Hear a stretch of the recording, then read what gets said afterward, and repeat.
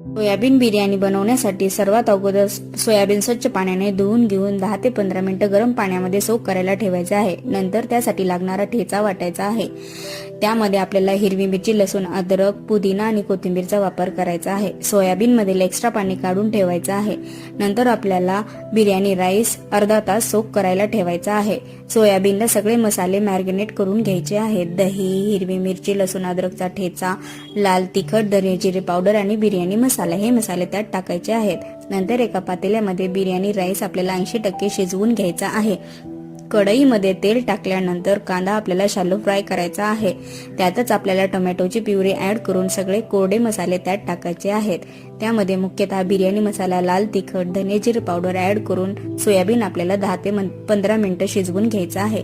त्यानंतर त्यातच आपल्याला भाताचा लेअर लावून भन्नाट बिर्याणी बनवून घ्यायची आहे.